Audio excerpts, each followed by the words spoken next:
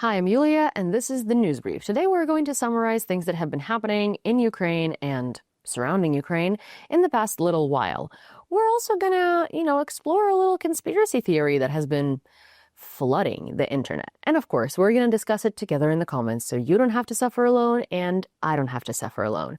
So please, if you have something to say, do not hesitate to do so down below. Let's go. Well, the internet has been flooded, and I mean flooded, with memes, videos, trolls, comments, speculations about Donald Trump, because he hasn't really been seen in the public eye since August 26th. There have been pictures that have been posted. There have been Truth Social posts that have been posted. Now, lots of people online consider those posts being written by AI. Lots of people online also consider those pictures to be either AI generated or just they think something's off with them. Some of those pictures appear to actually have been old. But I'm not here to speculate and theorize on what's going on with Donald Trump.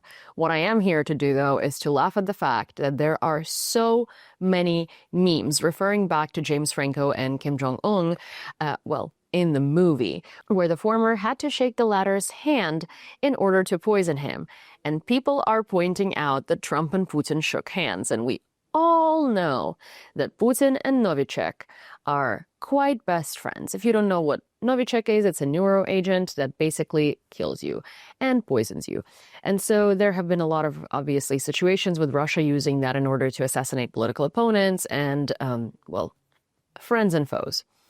So that has been quite funny to observe because the most of the world seems to know exactly how evil Putin and Russia are. However, when it comes to Ukraine, for some reason, everyone conveniently forgets.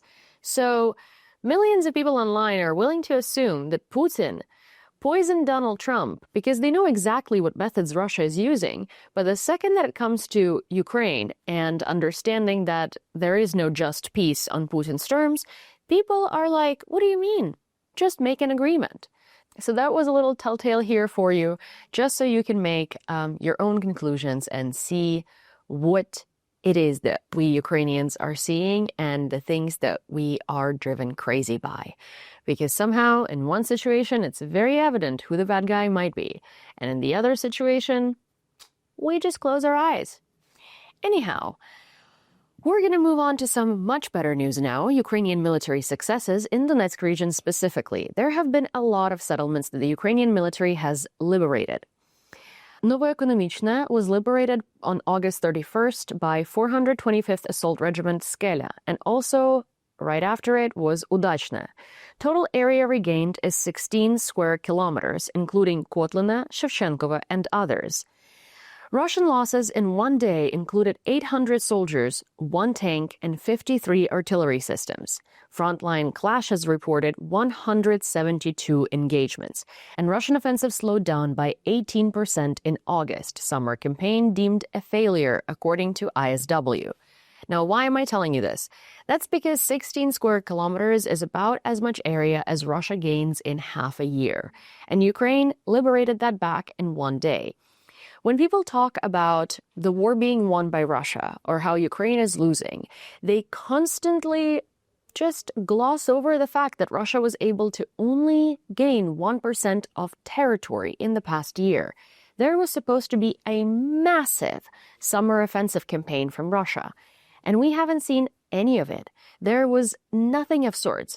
Yes, there were some very, very dangerous and very robust clashes at the front line this summer, and there was a lot going on.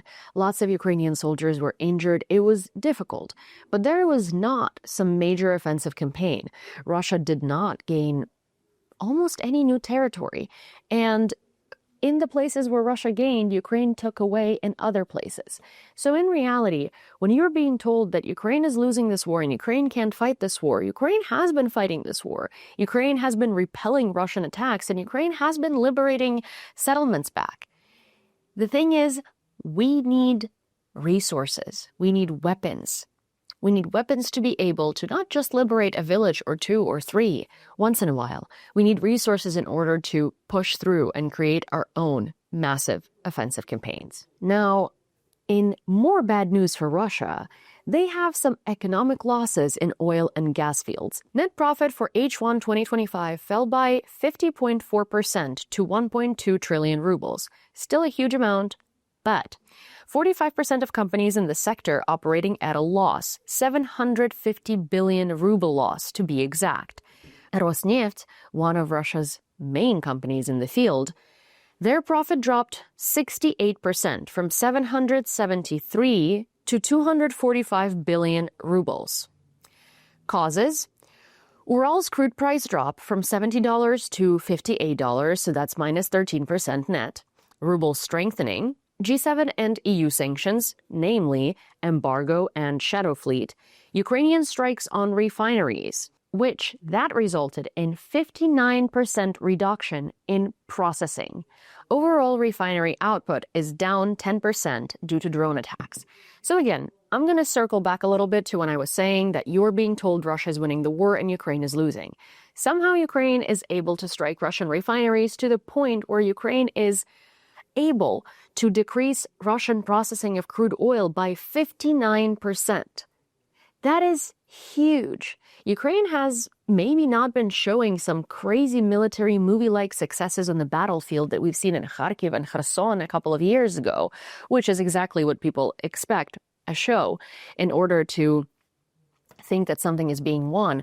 But behind the enemy lines and behind the battlefield, Ukraine has been pulling a lot of weight and has been conducting some very successful campaigns. We can go back to the drones that emerged from a Russian truck a couple of months ago. We can also come back to the fact that drones in general have been destroying Russia's processing powers, and that's a huge hit on their market, which is why it's not Ukraine who's losing. Ukraine is actually coming up with some very interesting warfare tactics in order to drain Russia from its ability to pay for the war. SCO summit in Tianjin, August 31st to September 1st, is the largest summit in history, 25th edition, over 20 leaders, Xi, Putin, Modi, Lukashenko, Pashinyan, etc. So SCO is basically Russia's knockoff TJ Maxx, bottom shelf NATO. And we have probably all seen a picture by this point of Modi and Putin sitting in a vehicle and reading the Economist's article about Trump. There are, again, so many memes of that online. The declaration on the summits was a 20-page statement against poverty, terror, child abduction. Poverty, terror, child abduction, all things that are happening in Russia that Russia is doing, aggression and invasions. No mention of Russia's war in Ukraine, of course, because why? That would be a little, counterintuitive for the subject, wouldn't it? Participants were China, Russia, Kazakhstan, Kyrgyzstan, Tajikistan, Uzbekistan, India, Pakistan, Iran, Belarus, Armenia applied. Key statements that we took out from that summit. Xi Jinping against hegemony, Cold War, intimidation, hint at US and Taiwan. And interestingly, they were talking about, changing things so that the world order wouldn't bully them. Yeah, the world order meaning laws and regulations and having to answer for crimes and having to, be punished for your wrongdoings. The world order that we have now, the one that's bullying China for supplying drone parts and helping Russia, and the one that's bullying Russia for killing people and committing terror and invading a different country. Yeah, that world order. Putin said crisis in Ukraine stems from a Western-backed coup. Yeah, again, we're there again. Western-backed coup. So millions of Ukrainians protesting against the president who promised them a European future turned around behind their backs and decided to go fraternize with Russia. Yeah, Western-backed coup because we here have no agency. Modi said India stands shoulder to shoulder with Russia. Well, that should tell you everything you need to know about Narendra Modi and his morality and how he views the world and what he sees as right or wrong. SCO is not an alliance. Too many authoritarian regimes. SCO is trying to say that they're not an alliance and that there are too many authoritarian regimes in the world. All of them are pretty much gathered at SCO summit, except for North Korea, aren't they? And Russia and China have a gas deal, obviously, which is also a big thing on the list of subjects today. Gazprom and CNPC signed a 30-year contract. It's called Power of Siberia 2. I'm surprised it's not called the Victory of Siberia 2, Friendship or something like that, because those are Soviet names that Russia loves using. They have chocolates named Victory, they have cars named Victory, they have apartment complexes named Victory, they have theaters named Victory, they have chips named Victory, various other items of food, soda and stuff. I'm surprised this gas deal is not called Victory. Anyhow, 50 BCM a year will be transferred to China via Mongolia and Soyuz Vostok. Supply increase. Siberia 1. So this is a huge supply increase. Well, not huge. Well, yeah, it is huge because Siberia 1 was supplying from 38 to 44 BCM a year. Now, the cost of this deal is $13.6 billion, and that's in dollars, and the launch is expected from 2030. So China right now imports only 18% of Europe's peak demand. So right now, it's still not compensating for what Russia was making while having gas deals with Europe and while being the gas station for Europe. And the price is also way lower than European rates. Miller quoted, "The largest and most capital-intense gas project in the world." The context here is that Russia stabilizes its budget, but also increases its dependency on China. While Russia and Russian sympathizers online may be applauding this deal and may be celebrating, this is actually not as good as it seems, because what this deal means in reality is that Russia is getting more and more dependent on China. And China is the one that's going to be calling the shots. Russia is losing its own agency and its own ability to make decisions for itself. So we're going to see more and more that Putin is going to have to consider what Xi is saying and what China wants and what China's interests are. And he's going to have to bend over for them. Because at this point, China is saving Russia's economy, and both Russia and China know that. And that's all I have for you for today. Thank you for listening. If you enjoyed this brief, please don't forget to subscribe to this channel, turn on all of your notifications. Also, send this video to a friend, give it a like, and of course, leave a comment if you have something to say. I read all of them. Sometimes I try to respond, but no, I always hear your voices. Till next time.